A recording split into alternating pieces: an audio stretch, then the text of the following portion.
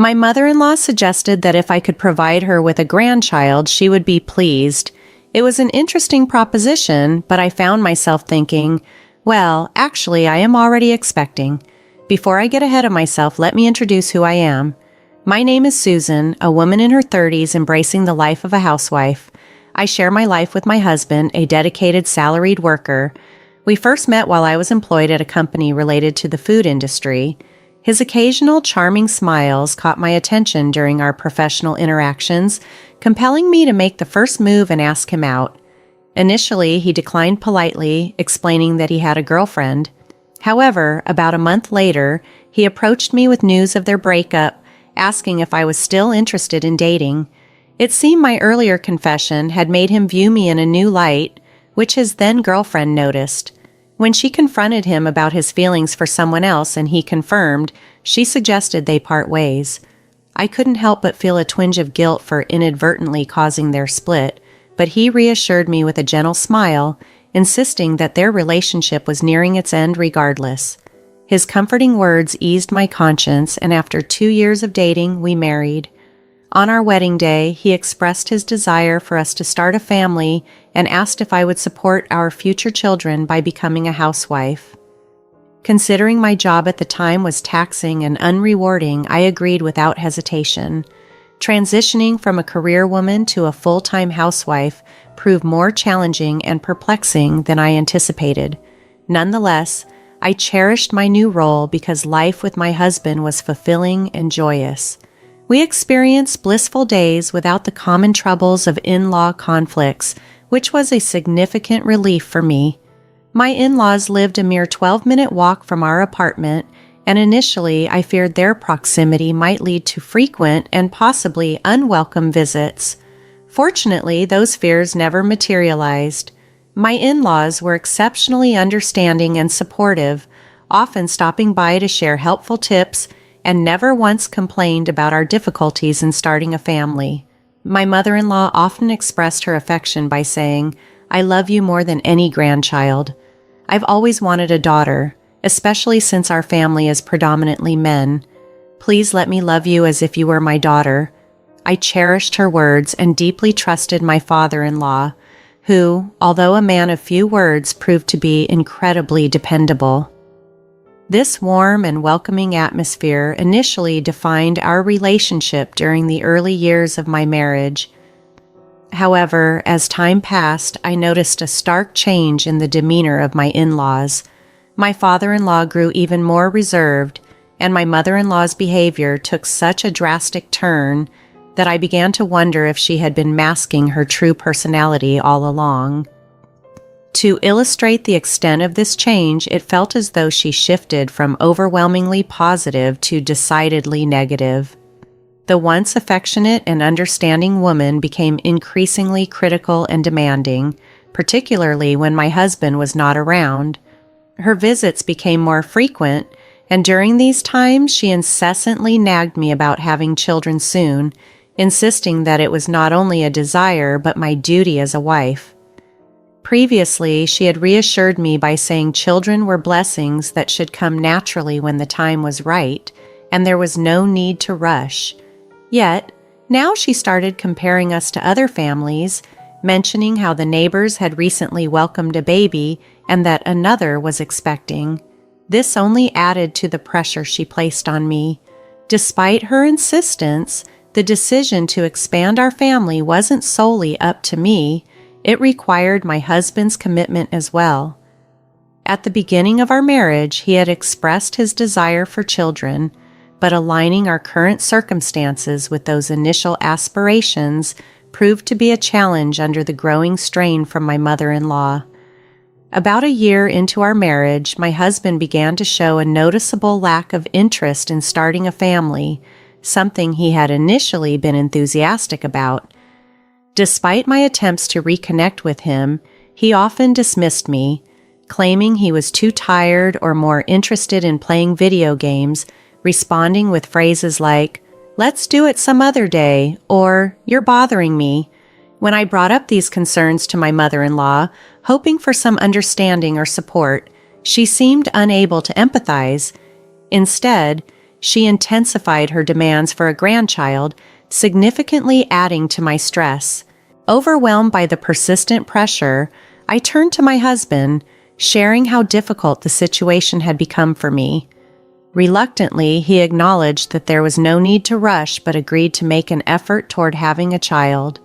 We both tried, but despite our efforts, I did not become pregnant. Throughout this period, my mother-in-law placed the blame squarely on me, absolving my husband of any responsibility. I began to suspect that the relentless stress she was causing might be impacting my fertility. Unable to cope with the ongoing strain, my husband and I decided to seek fertility treatments. Just as I thought this might relieve some of the pressure, another problem emerged. Since the commencement of the treatments, my husband had grown increasingly distant. He would return from work and seclude himself in his room to play video games, often ignoring my attempts to communicate with him. This aloof behavior could have been manageable, but his attitude worsened significantly when he began to criticize me for spending money on sewing materials, a hobby that brought me some relief on stressful days. His frustration often escalated into anger directed at me. During our arguments, he would quickly lose his temper, accusing me of being financially dependent on him and behaving selfishly, making the atmosphere at home even more tense. This mounting tension only served to deepen the challenges we faced together. When I gently reminded my husband that I had left my job because he had wanted me to become a housewife, he seemed unresponsive and distant. One day, amid our ongoing struggles, I noticed him at home during work hours, absorbed in his video games. Surprised, I asked him if he wasn't going to work. His casual response shook me. I quit. He had resigned from his job without any prior discussion with me. When I probed for a reason, he abruptly told me to stay out of his business and became visibly irritated. Faced with his uncooperative demeanor, I felt compelled to accept the situation. Although I wasn't immediately worried about our financial stability, believing we could temporarily rely on unemployment benefits and our savings, the stress mounted as it became apparent that he had no intention of looking for another job. With his employment gone, he started spending his days at home, rarely venturing out except for occasional visits to the convenience store for cigarettes. His main activity became gaming, filling the hours he used to spend at work.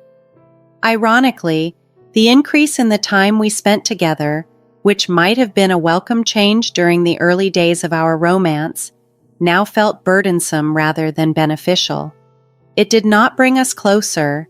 Instead, it led to more frequent marital disputes. As my husband's behavior started to mirror the negative transformation I had seen in my mother-in-law, our interactions grew increasingly strained, making even simple conversations fraught with tension. Over time, I began to question the viability of our marriage. The joy and partnership that once defined our relationship were fading, leaving behind a growing sense of disillusionment. I started to feel trapped in an unsustainable lifestyle, pondering the limits and the future of our union. Frustrated by the ongoing situation with my husband, who had taken to spending all his time gaming at home, I reached my breaking point. One day, I couldn't hold back my frustration any longer and confronted him. "You're not a child. Stop playing games all day and find a job," I exclaimed. His response caught me off guard. He coolly mentioned that his mother had suggested he divorce me if I couldn't provide a grandchild.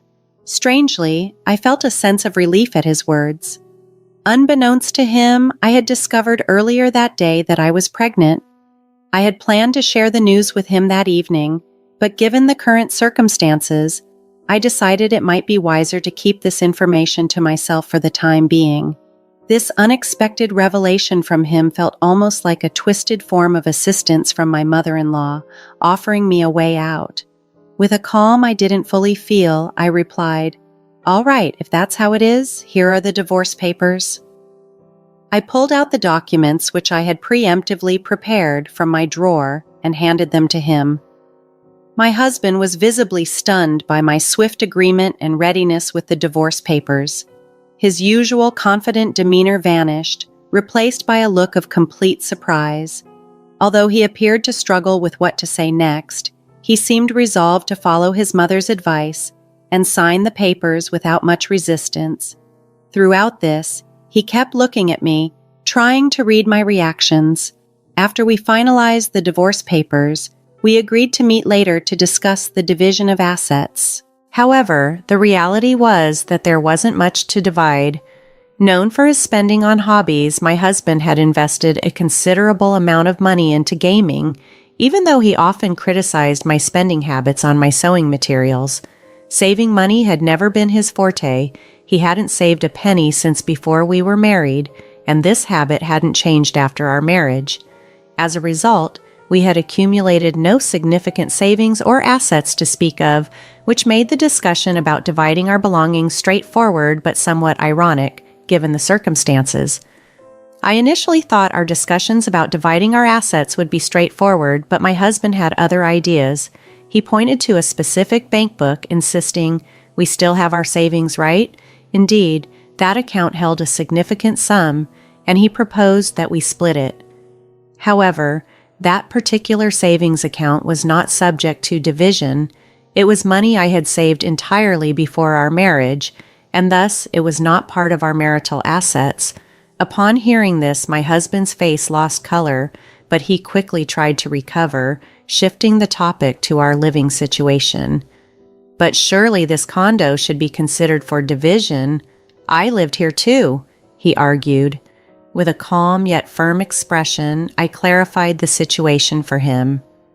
"Unfortunately, the condo is solely in my name, so legally you have no claim to it. Moreover, I've already listed it for sale as it's time for me to find a more suitable living arrangement," I informed him, suggesting he should also look for new accommodations soon to avoid any complications. I had been saving diligently for years, even before my career transitioned to being a housewife, with the goal of eventually upgrading to a larger home, as I anticipated the condo might eventually feel too small. As a working professional, I managed to amass substantial savings and purchase the condo during my single years, thus establishing a strong financial foundation for my future. The proceeds from selling the condo would help fund the construction of a new home in the downtown area. Naturally, these assets were acquired before our marriage, and as such, they were not subject to division, contrary to what my husband might have assumed. Upon realizing he had no claim over the condo or the pre-marriage savings, my husband was visibly shaken. Despite his attempts to extend the conversation, he seemed lost in thought, unable to formulate a response. With nothing substantial left to discuss, our dialogue concluded abruptly, marking the end of not just our conversation, but also our shared financial entanglements. After filing the divorce papers, the separation from my husband was finalized smoothly within a few months. Following the divorce, I moved back to my parents' home, where they provided unwavering support. It was here that I safely delivered a healthy baby boy, whom I named Mark, a name symbolizing strength and ambition. My days became filled with joy as I cherished every moment with my son and my supportive parents. I chose not to inform my ex-husband about the birth. I could only imagine how my former mother-in-law would react if she learned of her grandchild, likely storming in to demand to see him. After the eviction from the condo, my ex-husband moved back with his parents. The swift nature of our divorce seemed to have taken a toll on him. He withdrew from social interactions, rarely left the house, and his neglected appearance even drew the attention of the police on his infrequent outings.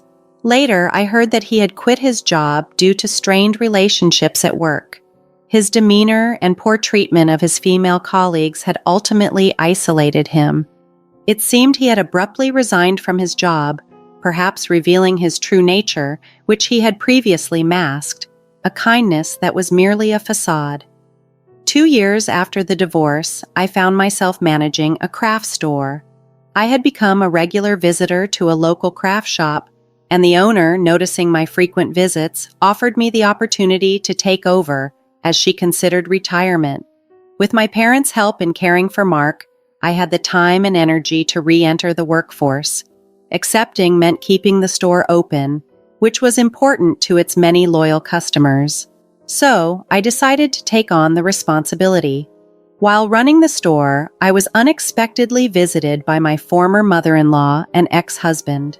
They made casual remarks about how well the shop suited me. My ex-husband, trying to be friendly, even suggested a fabric that would look great on his mother.